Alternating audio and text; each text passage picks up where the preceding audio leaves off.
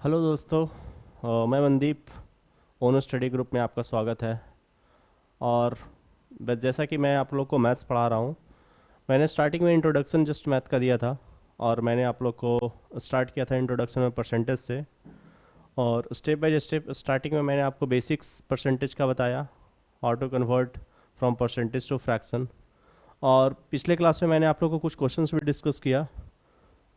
आज मैं फिर से कुछ क्वेश्चंस डिस्कस कर रहा हूँ, जिसमें मैं स्टार्टिंग में मैंने 10-15 क्वेश्चंस लिए थे। आज भी कुछ प्रीवियस ईयर्स क्वेश्चंस जो रेलवे और एसएससी बैंक एग्ज़ाम में आए हुए हैं, उसी को डिस्कस करने वाला हूँ। तो आप लोग बस ये प्रोसेस को अच्छे तरीके से देखिए और क्वेश्चंस को समझिए कैसे बनाना होता है। ये चीज़ को आप लोग को समझना होगा। यहाँ पे जैसा कि देखा जा रहा है, यहाँ पे एक क्वेश्चन है, if 30% of A equal to 0.25% of B equal to 1/5 of C, A B C का रेशियो निकालना है। क्वेश्चन आप लोग को बाइलिंगुअल फॉर्म में यहाँ पे देखने को मिल रहा है। आप इंग्लिश में भी देख सकते हैं और हिंदी में भी देख सकते हैं।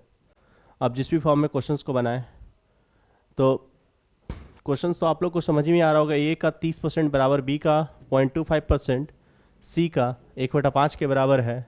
तो ए बी सी का रेशियो बताना है इसमें। अब इसमें हम लोग कैसे स्टेप स्टार्ट करेंगे, तो सबसे पहले जो डाटा गिवन है उसको हम लोग देखते हैं। 30% ऑफ ए, उसको हम लोग क्या लिख सकते हैं, 3/10A। जब भी आपका क्वेश्चन गिवन है तो डायरेक्ट क्वेश्चन को मत उतारें, एक स्टेप आप पहले माइंड में ही कर लें, उसके बाद कुछ पेन पेपर को लगाएं। 0.25 ऑफ बी मतलब हो गया ये 1/4 ऑफ बी बराबर 1/5 ऑफ सी। तो बेसिकली आपको तो यदि नॉर्मल तरीके से देखा जाए, इसमें रेशियो में कन्वर्ट करना हो तो जस्ट क्या होता है, ये रिवर्स हो जाता है। ए बी सी का रेशियो इसमें हम लोग देखा जाए तो ये हो जाएगा 10/3 रेशियो 4/5। क्योंकि इक्वल टू यदि हम के लिखेंगे तो ए बराबर 10/3 के होगा, बी बराबर 4 के होगा और सी बराबर 5 के। और सब में के है तो के कैंसिल आउट होगा, तो हम लोग को उतना लिखने की ज़रूरत नहीं है। जस्ट हम लोग क्या करते हैं, आपको नॉर्मली हो 2a बराबर 3b बराबर 4c दे दिया जाए और ए बी सी का रेशियो पूछे, तो आपको कुछ नहीं करना है। 1/2, 1/3, 1/4, तीनों का एलसीएम कितना हो गया 12। 12 से तीनों में मल्टीप्लाई करेंगे, तीनों में 12 से मल्टीप्लाई करने पर ये बन गया 6, ये बन गया 4 और ये बन गया 3। 6, 4, 3 का रेशियो हो गया। तो उसी तरह से ये क्वेश्चन में आपका 3/10A, 30% ऑफ ए मतलब हो गया 3/10A। 0.25 of B means 1/4 of B and 1/5 of C. तो ये जब इसको हम कैलकुलेट करेंगे, 3 से मल्टीप्लाई करेंगे तीनों में, तो ये हमारा बन जाएगा 10, 12 और 15। 3 से गुना करने पे 4 तिया 12, 5 तिया 15। तो अल्टीमेटली आंसर यहाँ पे दिख रहा है कि ऑप्शन डी हमारा होगा। तो जब भी आप क्वेश्चंस को बनाते हो तो क्वेश्चंस को आप पहले देखो, और उसमें जब हम लोग क्वेश्चंस को लिखना स्टार्ट करते हैं पेपर पर कि कैसे उसको सॉल्व करेंगे, तो एक स्टेप को कहीं ना कहीं आपको माइंड में करना चाहिए। तभी आप लोग को स्टेप जंपिंग का आदत हो जाएगा और फिर धीरे धीरे वो क्वेश्चंस फास्ट हो जाता है। तो इससे हम लोग देख रहे हैं कि क्वेश्चंस कैसे जल्दी बनता है। और आप लोग को एक तरीका भी बता दिए, रेशियो वगैरह में भी पढ़ना होता है बेसिकली ये, कि कैसे हम लोग कन्वर्ट करते हैं। आपको नॉर्मली ऐसे भी क्वेश्चंस आ सकते हैं एग्जाम में कि 1/3 ऑफ ए बराबर 1/4 ऑफ बी बराबर 1/5 ऑफ सी।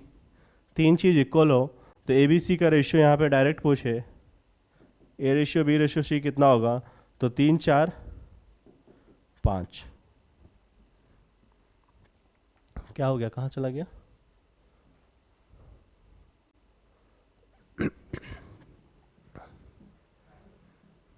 आ गया, आ गया,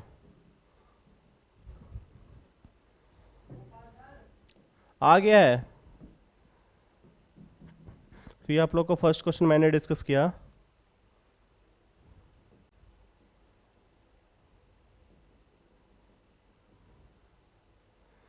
फर्स्ट क्वेश्चन ये आप लोग को मैंने डिस्कस किया है कि कैसे इस क्वेश्चन को सॉल्व करते हैं। अब मैं नेक्स्ट क्वेश्चन की ओर चलता हूँ। 60% ऑफ ए, ये भी सेम क्वेश्चन है जैसे हम लोग प्रीवियस क्वेश्चंस बनाए, या आप लोग क्वेश्चंस खुद भी सॉल्व कर सकते हैं। जस्ट पहले, इससे पहले वाले क्वेश्चंस में मैंने जो मेथड बताया उसी मेथड को यूज करते हुए आप इस क्वेश्चंस को सॉल्व कर सकते हैं।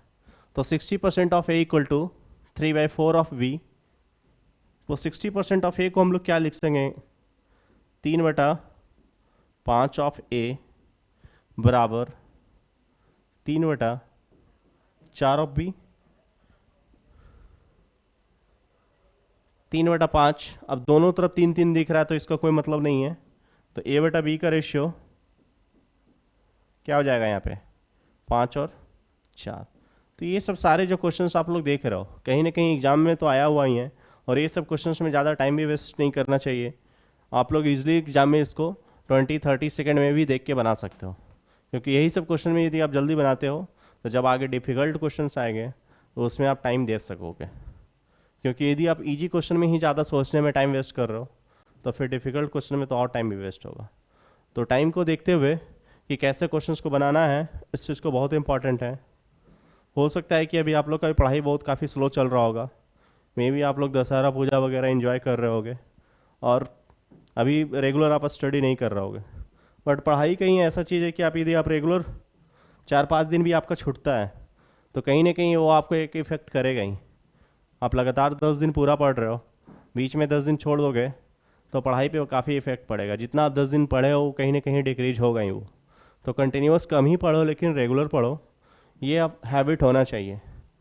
तो क्योंकि वो कहीं ना कहीं एक इफ़ेक्ट माइंडसेट पे इफ़ेक्ट पड़ता है कि कोई भी फेस्टिवल हो, कोई भी सेलिब्रेशन हो, साल भर में कम से कम 100-150 दिन तो सेलिब्रेशन आता ही रहता है। कम से कम हर 2-4 दिन में कुछ ना कुछ फेस्टिवल, कुछ ना कुछ सेलिब्रेशन आपका आएगा।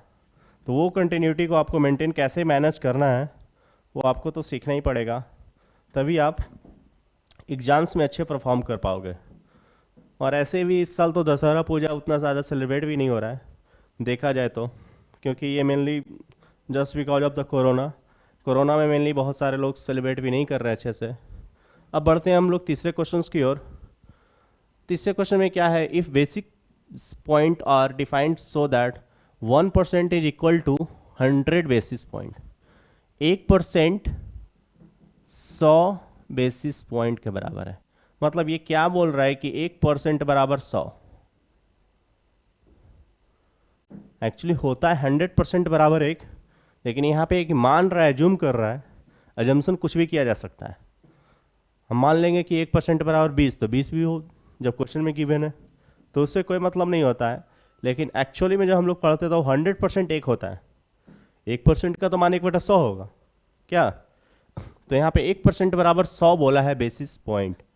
Then how many basis point is 82.5% greater than 62.5%। कितना बेसिस पॉइंट होगा, 82.5%। 82.5% मीन्स 82.5% और 62.5% का डिफरेंस।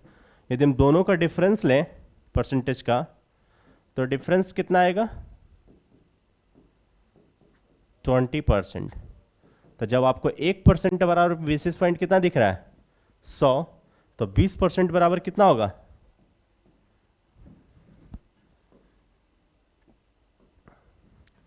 तो 20% बराबर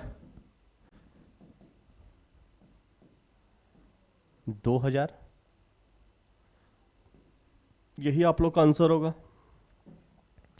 मतलब आप क्वेश्चंस को पढ़िए। यदि आधार बिंदुओं को इस प्रकार परिभाषित किया जाए, ये खुद अज्यूम कर रहा है कुछ कि 1% 100 आधार बिंदुओं के बराबर है, तो 62.5% माइनस जो 62.5% 82.5% से कितना बेसिस पॉइंट आधार बिंदु ज़्यादा है।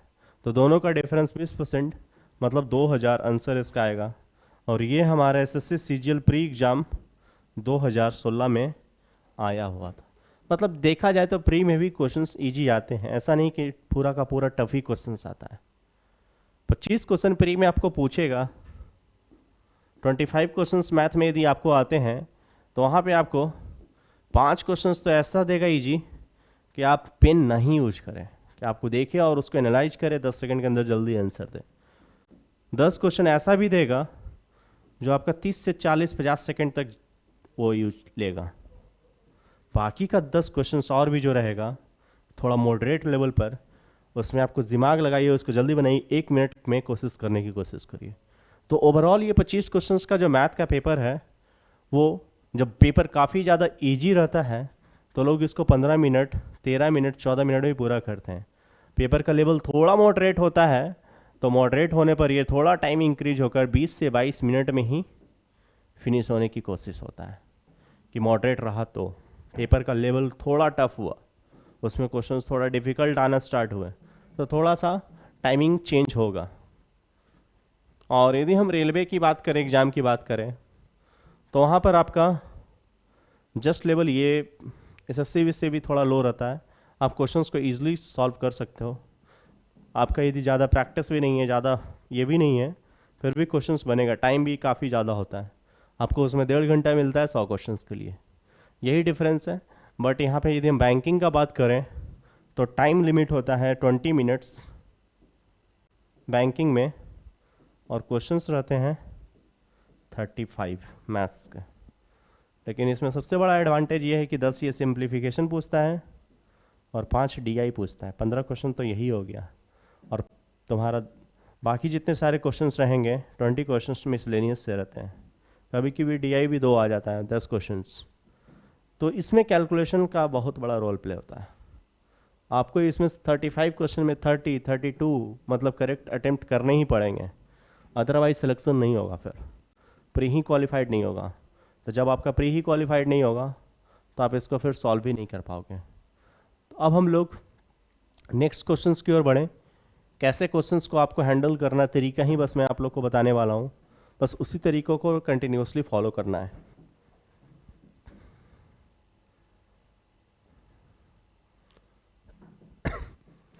नेक्स्ट क्वेश्चंस में क्या है, what will be the percentage of increase in the area of the square when each of the it's size is increase by 10%।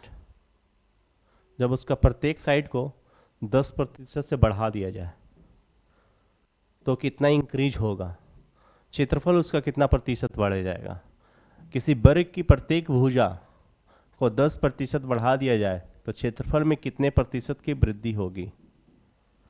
तो मैं आपको अभी एक बेसिक सा कंसेप्ट यहाँ पे थोड़ा सा बता रहा हूँ, सक्सेसिव इंक्रीज और सक्सेसिव डिक्रीज।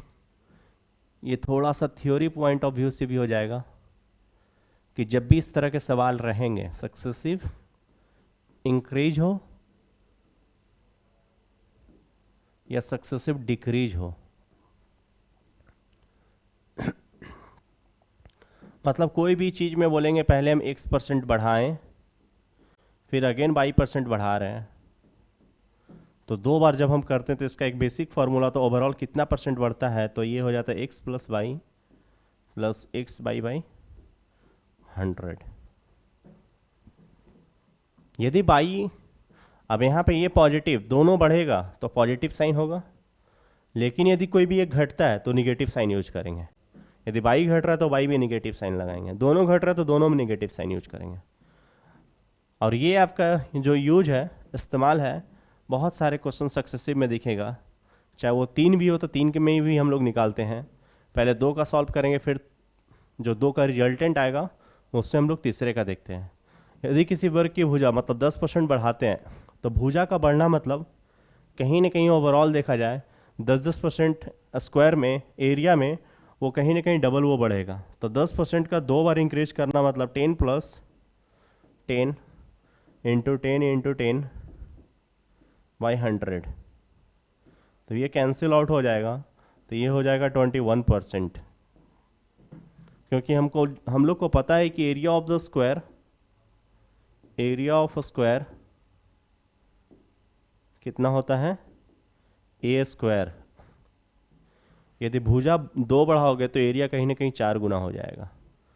तो यदि आप भुजा में 10% का इंक्रीज कर रहे हो तो एरिया में उसका सक्सेसिव इंक्रीज देखा जाए तो 10 + 10 × 10 10 + 10 + 10 × 10/100, तो ओवरऑल 21% का इंक्रीज होगा यहाँ पर। तो कभी भी ये तो आपको स्क्वायर के क्वेश्चन में हो सकता है कि आपको पूछ दे, एग्जाम में ऐसा हो, कोई भी रेक्टेंगल है और उसका लेंथ 10% बढ़ा रहे हैं और लंबाई को 10% बढ़ा रहे हैं और चौड़ाई को 20% बढ़ा रहे हैं, तो कितना रेक्टेंगल का एरिया बढ़ेगा ये निकालना हो तो 10 प्लस 20 प्लस 10 इंटू 20/100, तो ये हो गया 32%। तो ये आपको ज़रूरी नहीं कि ये सवाल तो अभी आपको स्क्वायर का मिला, आगे भी और भी क्वेश्चंस आएंगे, हो सकता है उसमें हम लोग रेक्टेंगल का पढ़ें, वॉल्यूम का भी हो सकता है, कुछ भी हो सकता है। तो next questions, 120% of A is equal to 80% of B. 120% जो ए का मान है 80% बी के बराबर है, तो बताइए b plus A by B minus A का वैल्यू कितना होगा। तो कुछ नहीं, सबसे पहले 120% ऑफ ए का मतलब क्या हो गया, 6/5 ऑफ ए होगा कि नहीं। 120% का मतलब कितना होगा, 6/5, 120/100, 0 से 0 घटा, और 12/10 मीन्स 6/5। 80% मीन्स पहले आप लोग को हम फ्रैक्शन वैल्यू इसलिए रटवाए थे कि यहाँ पे यूज कर सकते हैं 4/5 ऑफ बी। अब यहाँ से डिनोमिनेटर दोनों में 5 to 5 cancel, A by B का रेशियो यहाँ पे आप लोग देख रहे हो क्या आ रहा है, 2/3। इसको कैंसिल आउट करेंगे तो ये 3 दूनी 6 और 2 दूनी 4, मतलब ए का वैल्यू 2 तो बी का वैल्यू 3। तो अब यहाँ से जब इसको हम सॉल्व करेंगे तो 3 + 2 5 बटा 3 माइनस 2 1, 5/1 बराबर 5। तो कुछ नहीं, मतलब आप क्वेश्चंस को यहाँ देखें तो थोड़ा सा एक स्टेप को माइंड में करके क्वेश्चंस का स्टेप को बचाइए। आप जितना ज़्यादा क्वेश्चंस का स्टेप को बचाएंगे, माइंड में कैलकुलेट करेंगे, मान ली 5 स्टेप होने वाला है, कम से कम 2 स्टेप तो आप दिमाग में करो, बाकी जो 3 स्टेप है 2 स्टेप है उसको आप लिखो। नहीं तो सारा का सारा स्टेप यदि आप पेपर पे लिखोगे तो पेपर भी भरता है और उसमें टाइम भी लगता है। टाइम बढ़ने का एक मेजर रीज़न ये भी होता है कि आप कितना ज़्यादा लिख रहे हो, बहुत कम लिखना होता है। क्योंकि लिखने का काम जब हम लोग 10th और 12th में थे तो वहाँ पे 5 नंबर 10 नंबर मिलता भी था कि आप जितना ज़्यादा बड़ा क्वेश्चंस को बनाओगे उतना मार्क्स ज़्यादा मिलेगा। बट यहाँ पे वैसा नहीं कुछ है, आपको 4 ऑप्शंस भी है। कभी कभी जब हम क्वेश्चंस आएंगे तो पता चलेगा कि ऑप्शंस को ही देखें उसी से क्वेश्चन बन रहा है, और कभी कभी क्या होता है कि क्वेश्चंस को ऑप्शन से ही क्वेश्चंस को भी बनाया जाता है। तो ये नहीं कि हमेशा मतलब क्वेश्चंस को देखें और क्वेश्चन से ही चले, ये भी करना मूर्खता की बात हो जाएगा। जहाँ पर टाइम को कम लगेगा, टाइम रिड्यूस हो रहा है किस प्रोसेस में बनाने से, हर क्वेश्चन को बनाने का 2-3 मेथड तो ज़रूर होता है। अब उस मेथड में कौन सा मेथड सबसे ज़्यादा अप्रोप्रिएट है, टाइम कम लग रहा है, बाय बेसिस ऑफ ऑप्शन चलें, बाय बेसिस ऑफ क्वेश्चंस चलें, यह आपको देखना होगा, तभी क्वेश्चंस जल्दी सॉल्व होते हैं। अब नेक्स्ट क्वेश्चन 6 नंबर देखें, 20% ऑफ ए प्लस बी बराबर 50% ऑफ बी। तो सबसे पहले डाटा को देखें तो ऐसा नहीं कि उसको ही हूबहू उतारना स्टार्ट कर दिए, क्योंकि जैसे ही हम देखें उसको उतारना स्टार्ट करेंगे दोनों तरफ क्या दिख रहा है, परसेंटेज, तो आप परसेंटेज से परसेंटेज दिमाग में ही उसको हटा दीजिए। 0 से 0 भी हट गया, इधर दिख रहा है 2a, मल्टीप्लाई करेंगे तो 2a होगा प्लस 2 भी होगा, तो डायरेक्ट आप लिखिए 2a बराबर, उधर है 5 भी, उधर से और 2 भी माइनस होगा तो 3 भी तो लिख सकते हैं ना। यही हो गया क्या कि आपका एक स्टेप बच गया यहाँ पे। नहीं तो नॉर्मली क्या करेंगे बच्चे, सबसे पहले तो वो जो डाटा दिया हो उसको ब्यूटीफुल तरीके से यहाँ पे सजा कर लिखेंगे और फिर बोलेंगे क्वेश्चन में टाइम लग रहा है, 50% ऑफ बी। अब यहाँ परसेंटेज से परसेंटेज कैंसिल आउट हो गया, 0 से 0 कैंसिल आउट हो गया, फिर 2a प्लस 2b बराबर 5b करेंगे और फिर 2a बराबर 3b बोलेंगे इसको। तो अल्टीमेटली तो बोलना तो हमको यही है। तो यही होता है कि जब आप प्रैक्टिस करते हो तो कम से कम इस तरह के जब भी क्वेश्चंस रहें ए प्लस बी के फॉर्म में और राइट साइड भी ए प्लस बी दिया हुआ है और कुछ वहाँ पे मल्टीपल है, मतलब यहाँ पे दिख रहा है कि 5 times of A plus B दिया हुआ है बराबर 3 times of A minus B दिया हुआ है। पूछ रहा है कि ए और बी का रेशियो बताइए, तो 5 3 2, अब यहाँ पे दिख रहा है कि -3b और यहाँ दिख रहा है हमको 5b, तो राइट साइड ही करेंगे तो कितना हो जाएगा -8b, तो ए और बी का वैल्यू हो गया -4/1। तो थोड़ा सा इसको आप कैलकुलेट, एक स्टेप को कहीं ना कहीं बचाना होता है। अब यहाँ पे ए और बी का रेशियो हम लोग को जो दिख रहा है 3/2, अब ये 3/2 को हम जब पुट करेंगे इसमें तो 3 दूनी 6 -2 4, 3 दूनी 6, 2 × 3 +2 8, ऊपर में करेंगे 2 × 3 -2, तो 6 में से 2 गया 4 और 6 + 2 8, अल्टीमेटली कैलकुलेट होकर कितना आ रहा है 1/2, और 1/2 हमारा फर्स्ट ऑप्शन में है, यही आंसर होगा। क्वेश्चंस, बस आपको क्वेश्चंस को अच्छे से देखना है और स्टेप को थोड़ा सा फॉरवर्ड करना है, तभी क्वेश्चंस इजीली सॉल्व होता है। नेक्स्ट क्वेश्चंस की ओर बढ़े। नेक्स्ट क्वेश्चन भी लगभग उसी के जैसा, जब अभी मैंने आपको एक एग्जांपल दिया था इधर कि आप थोड़ा सा जल्दी करो।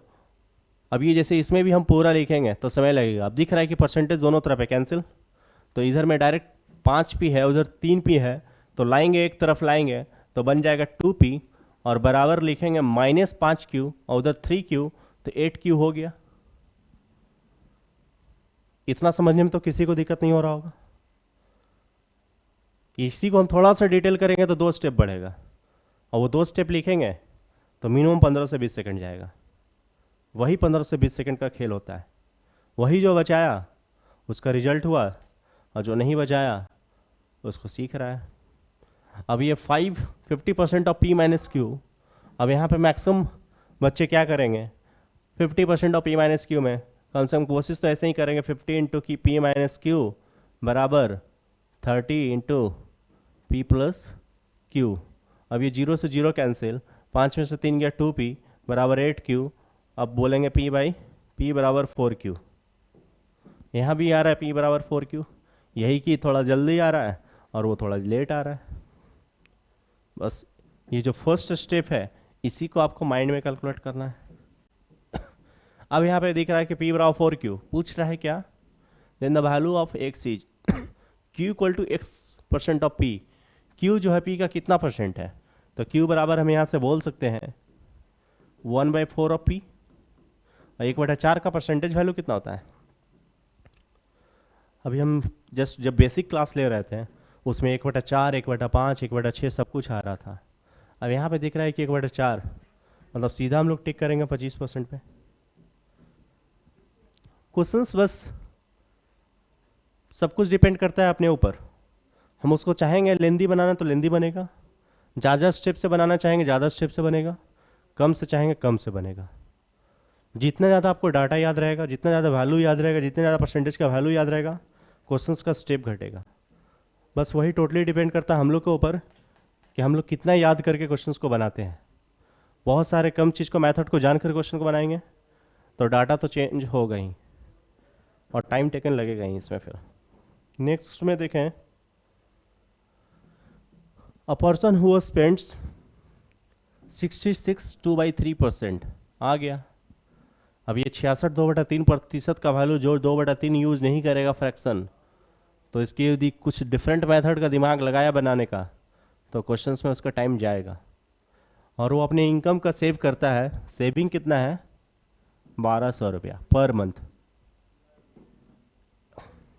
एक आदमी अपने इनकम का 66 2/3% खर्च कर रहा है, 66 2/3% खर्च कर रहा है, मतलब 2/3 खर्च कर रहा है, और वो सेव करता है कितना 1200। तो हम लोग जानते हैं कि 66 2/3% बराबर कितना होता है 2/3।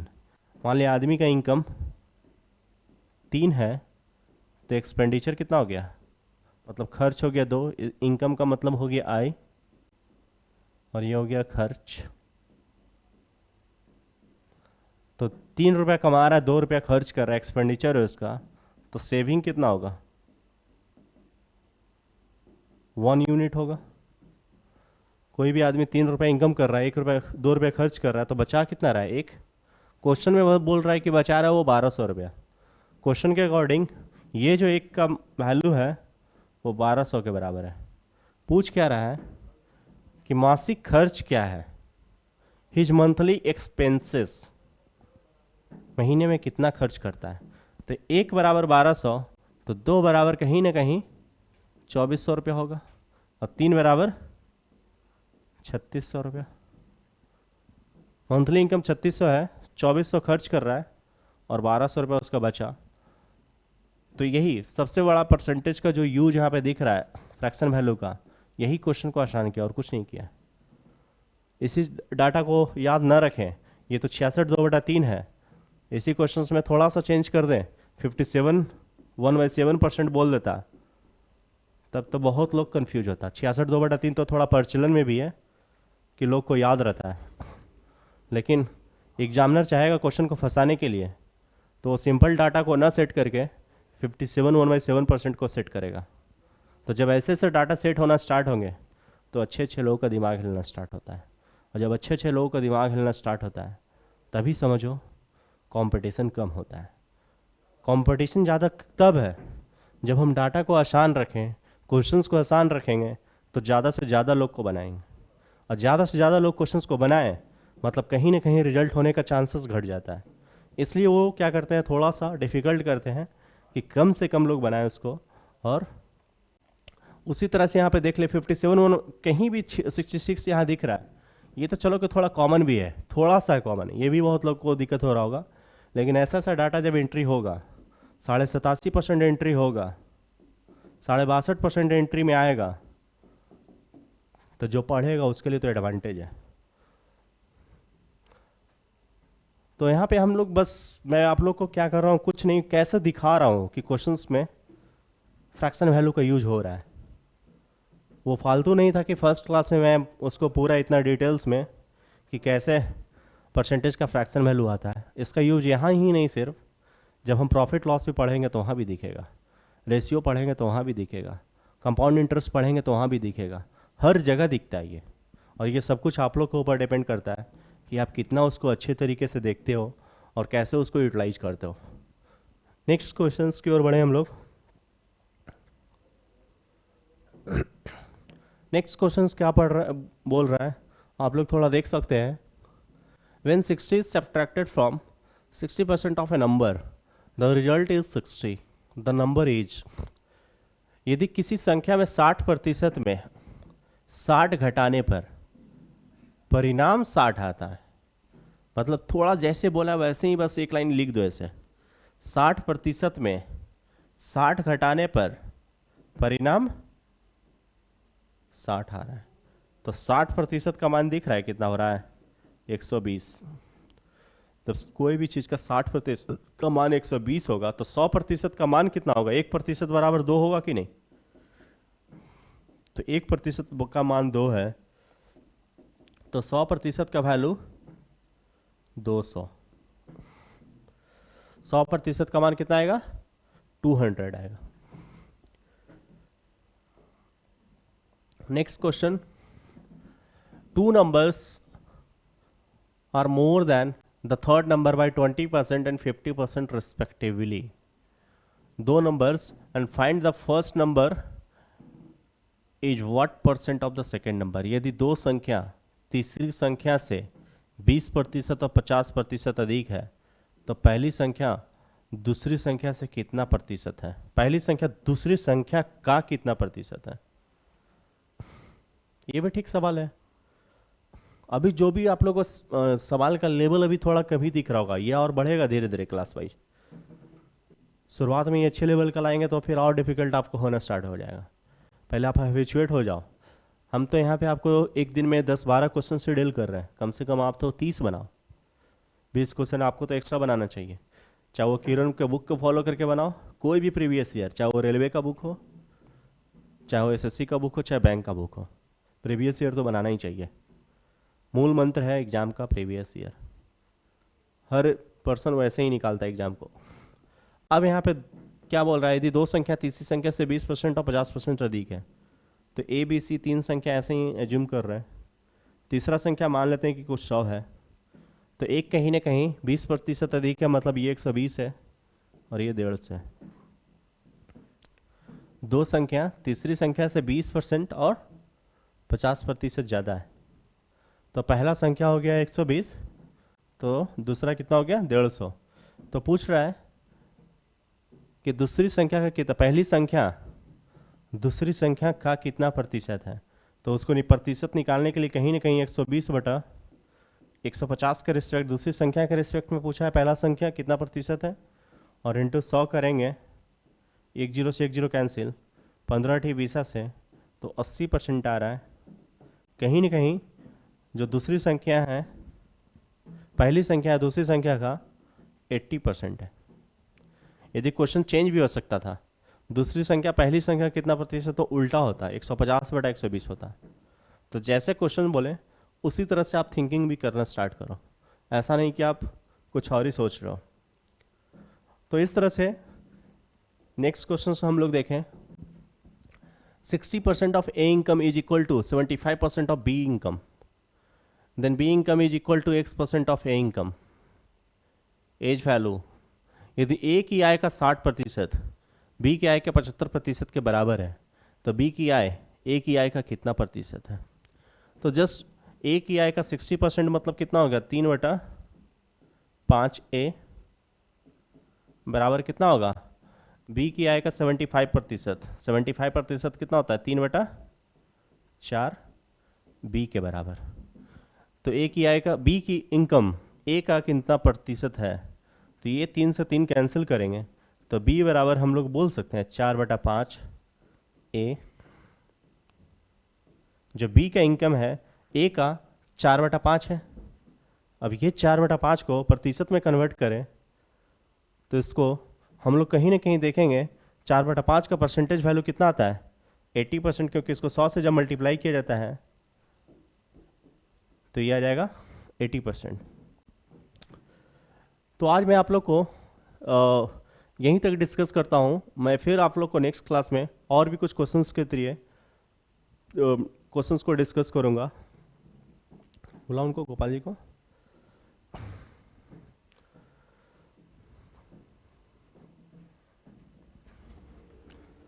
आप इसको रेगुलर प्रैक्टिस करते रहें, क्योंकि क्वेश्चंस मैं आपको जैसे भी डेली कुछ भी इतना बता रहा हूँ, 10 12 15 क्वेश्चन जो भी, आप उसको डेली कम से कम एटलीस्ट 25 क्वेश्चन 30 क्वेश्चन 30 40 क्वेश्चंस भी आप सॉल्व करते हैं डेली, तो आपके लिए वो यूजफुल होगा।